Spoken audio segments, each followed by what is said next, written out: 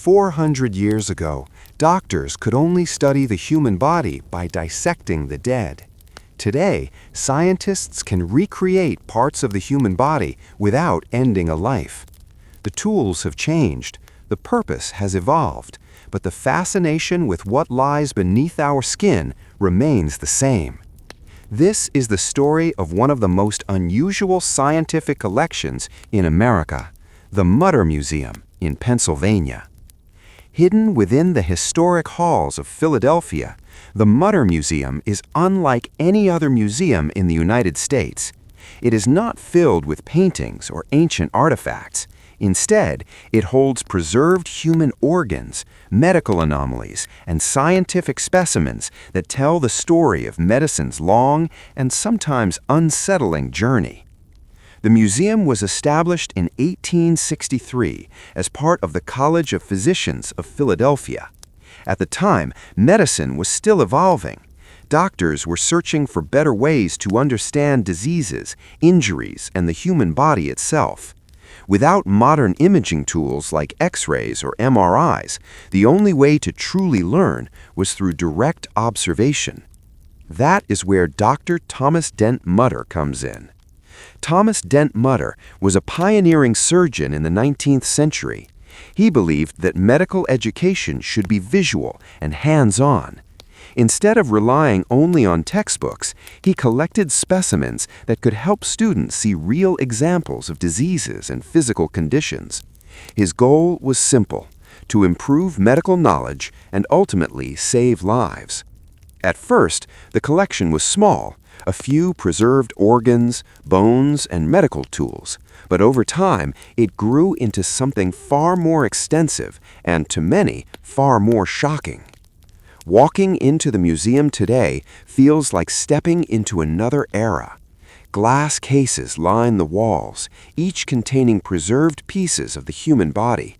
Some are normal, others are not. There are skeletons showing rare deformities, skulls that reveal the effects of disease, organs preserved in jars, each telling a silent story of a person who once lived. One of the most famous exhibits is the skeleton of a man known as the Soap Lady, whose body underwent a rare chemical process after death, turning her tissues into a wax-like substance. Another well-known specimen is the preserved colon of a man who suffered from a severe medical condition, stretched far beyond normal size.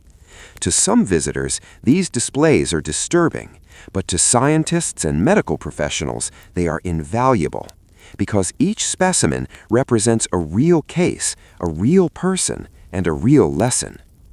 During the 19th and early 20th centuries, collections like this played a critical role in advancing medical science. By studying physical abnormalities, doctors could better understand how diseases develop and how they affect the human body. This knowledge eventually led to improved treatments, surgeries, and medical practices. In many ways, the museum is not about shock value, it is about education. Still, its reputation has grown far beyond academic circles. In modern times, the Mütter Museum has become one of the most visited medical museums in the United States. Tourists, students, and curious minds from around the world come to see its unusual exhibits. For American audiences especially, it represents a unique intersection of science, history, and curiosity. But the museum also raises important questions. Where is the line between education and entertainment? Is it ethical to display human remains in this way? The museum addresses these concerns by emphasizing respect and context.